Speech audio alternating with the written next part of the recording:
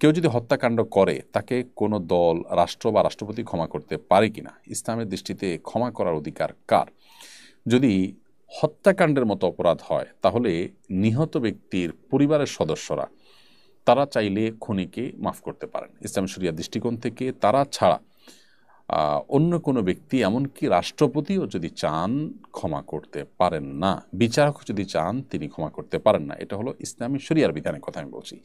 ইসলামী শরিয়ার এই আইন এতটাই যৌক্তিক, এতটাই সুন্দর যে এর চাইতে সুন্দর, এর চাইতে যৌক্তিক কোনো আইন এই প্রসঙ্গে গোটা পৃথিবীতে কোথাও প্রচলিত নাই। কারণ যে লোকটা ভিকটিম বা যারা ভিকটিম, তাদের ছেলে, তাদের বাবা, তাদের রক্ত সম্পর্কীয় কেউ, তাদের ফার্স্ট ব্লাড, তাদের নিকটাত্মীয় মারা গেলেন, তাদের পরিবারের সদস্য মারা গেলেন, তারাই ক্ষতিগ্রস্ত হবেন। অতএব রাইট শুধু তাদেরই আছে যে তারা খুনিকে মাফ করতে পারেন। রাষ্ট্রপতি বা অন্য কেউ যদি তাদেরকে মাফ করার অধিকার সংরক্ষণ করেন, তাহলে যে লোকগুলো ভিকটিম তাদের অধিকার কিন্তু আর সংরক্ষণ থাকলো না। এখানে রাষ্ট্রপতির মাফ করা না করাটার চাইতে ওই ভিকটিম যারা, ক্ষতিগ্রস্ত যারা হয়েছেন, তাদের মাফ করাটাই অধিকতর যৌক্তিক, এবং মাফ করার অধিকার থাকা, মাফ করার ক্ষমতা তাদের হাতে থাকাটাই অধিকতর যৌক্তিক এবং ন্যায্যতার দাবি, এবং ইসলাম সেটাই বলে। যার কারণে আপনি সৌদি আরব ইসলামের শরিয়ার অনুযায়ী বিচার হয় এখনও। তো সেখানে দেখবেন যে কোনো খুনিকে অনেক সময় দেখা যায় মৃত্যুদণ্ড কার্যকর করার জন্য আনা হয়েছে, সেখানে তো প্রকাশ্যে কার্যকর করা হয়, যদি কোরআনে আল্লাহ তাআলা কিছু মানুষের উপস্থিতিতে খুনের বিচার বা ব্যভিচারের বিচার আল্লাহ তাআলা কায়েম করার কথা বলেছেন, যাতে করে অন্যরা সেটা দেখে বিরত থাকেন।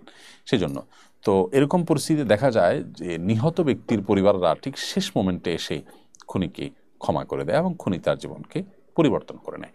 এটা যায় যাচ্ছে ইসলামের শরীয়ত দৃষ্টিকোণ থেকে। বাট রাষ্ট্রপতি কিংবা অন্য কোনো ব্যক্তি কোনো মৃত্যুদণ্ডের অপরাধী যে, তাকে ক্ষমা করার কোনো এখতিয়ার থাকে না।